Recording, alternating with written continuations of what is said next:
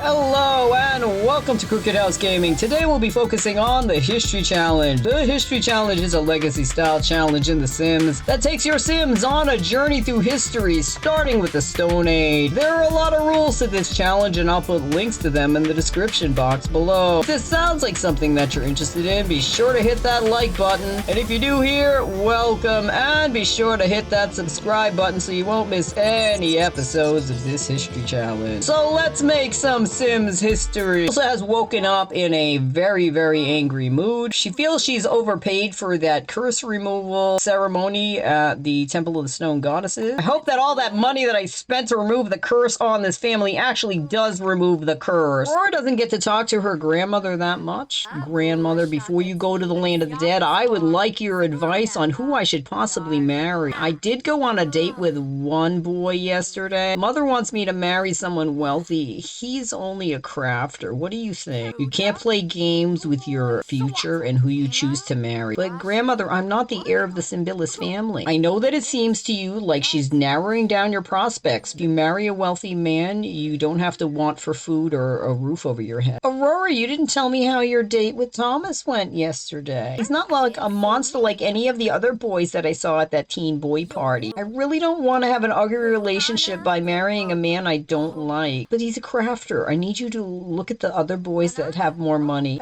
Do I really have to? You're going to learn that you need money if you want to succeed in life. Mother, I don't want to fight with you when I make my final choice if I marry a farmer or a crafter. You can shriek at me like a bat all you want, but I'm just telling you to arrange another date. You could have it here at the house or we could have it at a public event. Just don't narrow down your choices, my daughter. I know that your date with Thomas was a grand adventure. I just think that he's not cultured enough. You could go out to the museum and see if there are any young eligible boys that weren't at the teen boy party. After school, we could go to the museum and we'll take your sister Elsie, because she hasn't even found one boy she likes and she's gone on 2 dates. Her list is getting shorter and shorter as we speak. Lise is going through her midlife crisis. She has the desire to create midlife crisis. She's decided that knitting is the thing that she wants to do. She thinks that it'll help make money for the family. She needs to knit for 3 hours. She has only knit for 1. It looks like she never finished the bear beanie. Speaking of culture, Aurora is going upstairs to start to practice on the harpsichord. She did learn to play the violin, not very well. She wants to try to learn another instrument before she goes off to marry somebody. Elsie wants to be the top of her class, but she is only a B student. She's going to work on a project she got from her teacher to improve her knowledge. Lise did complete her beanie. She is gonna donate that pink beanie because she did see that a lot of the families that she had been visiting do not even have basic clothing. So this knitting is gonna work out really well. I'll learn a new skill and I can gift these items of clothing to the less fortunate. I'll go put this in the tax collector's box with a note and telling him to give it to a family in need. Learned that pattern pretty well. I think I'll make another one. Maybe that will be my signature clothing piece. The pink bear beanie. I should name it in honor of grandmother. Lisa's sitting out in the nice patio area. So glad mother built this patio area. This is the perfect place to knit when it's hot. Probably should decorate it a bit more. I really should improve the house. And I really should plan a birthday event for my daughter. I believe she's going to be a young adult. Soon I'll be passing the title of the heir of the Simbilis family over to her. I'm not going to wait as long as my mother did. My mother waited a bit too long. Elsie is going to be late going to school. She was trying to finish her school project. She's leaving as her father is arriving back from work. Robert seems a bit confused as to why his daughter is still here. He is going off to see if the girls have fed the chickens, but it looks like they haven't. I don't understand why people keep stealing our animals. Maybe I need to build a fence around this place. They do have the money to build a fence around the chicken coop. Robert has built a fence. Hopefully this fence will keep the robbers from stealing my chickens. Lisa has finished another beanie. She has successfully knit for 3 hours. I think I've mastered the knitting skill. Maybe I should go and paint. I've been always wanting to paint since I was a teen. No matter what mother says, I'm gonna paint. I should probably go see to the garden before the girls get back from school. Lisa's trying to take care of the bees, but the bees are yet again attacking her. She hasn't mastered the art of taking care of those bees. She's trying to harvest all of these fruits and vegetables before the wandering merchant arrives. So she can sell them to the wandering merchant. Aurora was caught looking at a piece of paper that she wrote her answers on for the quiz today, and she got sent to the headmaster. Robert is advising the headmaster that Aurora should retake the test in another room and take any papers from her so she can't cheat. So she was able to make about 1,000 simoleons selling fruits and vegetables to the wandering merchant. No one is up with her in the garden. She is giving the gift to Sulani through this tree that was dying. I know that you've been making a lot of money with selling your paintings, but I had to take some of that money and build a fence around the chickens, Ilsa. Someone's been stealing our chickens. We've lost about 6 of them. Well, the money is there to use to improve the house. I don't want to be fighting off bandits that are stealing our property. It's good that you thought forward, Robert, and built that fence. But yeah, I don't want to fight off any chicken bandits. I just got to improve my handiness. That fence looked a little bit rickety. Have you been talking to your girls about their future? I know that they're going to school and everything, but I would really like to have them marry a good man. Especially Elsie, she's the heir. I haven't heard a peep from her about what boy she likes. And I don't mean to bug you, but the boys that were at that party were not very good catches. The first I'm learning about this, Ilsa. I'll make inquiries around, see if there are any handy boys out there that would be good for Elsie. Make sure they're rich, too. We don't want her have a problem with money like you and Lise are having. I was from a wealthy family, but I didn't have really much skills to bring to this family. I want a better future for Elsie. Did I tell you I was taking up knitting, Mother? I donated one of the hats I made. If you want a skill, you should probably take up writing like your brother did. Knitting's a grand adventure, though, Mother. I can make clothing for those in need. Between the gardening and the knitting, you're such an amazing woman, Lise. What are we going to do about Elsie? I heard that 2 of her dates were terrible. You didn't give her a very good choice of men to pick from. Mother, you waited till the last minute till I grew up. At least I had a teen boy party and I had a dance party. I had more parties for these 2 girls than you ever had for me. And you're complaining about that I didn't do enough for my girl? Can't help it that Elsie doesn't get along with the 2 wealthy boys that we had. We're gonna go to the museum today and look for cultured men. Aurora's talking about possibly marrying the first boy that she went on a date with. She doesn't know that she's gonna need a lot of money if she wants to have a really healthy life and provide for her family. She tried to fight with me at the table about it. I agree with you. I watch you and Robert struggling, and it's really sweet that Robert's trying to make money by crafting things. Mother, he was from a well-off family. He didn't know how to make any money for us. Girls are back from school. Elsie aced her exam, and Aurora's exams are below average because she was cheating on her test, and Elsie's teacher gave her another project to work on. And Aurora also received a project from her teacher because her teacher was very disappointed with her and thinks that she has to apply herself a bit more to her study. Elise hears that the daughters are home. I should go hire that carriage and head out to that museum. Elise has brought the girls to the city. Elise is pulling her daughter Elsie aside. Got a note from the headmaster that you're doing so well on your classes. I'm so very proud of you, my daughter. I know that your 2 dates have been horrible, but I brought you to this museum. I had a fight with your sister this morning. She wants to marry a farmer. Mother, you should just let her marry whoever she loves. It's not like she has requirements like I do. Don't rain on her joy. I can't picture her marrying a farmer. It would be really neat if she found love. I might have to settle just for a man of wealth. I know that the expectations of you and grandmother don't want me to starve, but those 2 men that I went on a date with were terrible, and I know they were wealthy. I'm trying to do what you want of me, but I just can't seem to attract a wealthy man, Mother. That's why I brought you to the museum, in hopes that we could find a cultured man. Mother, where are all the men? There's nobody here. Calm down. I'm sure that a man will arrive anytime soon. Elsie is going outside to look for cultured men. She does see 2 men out here. One appears to be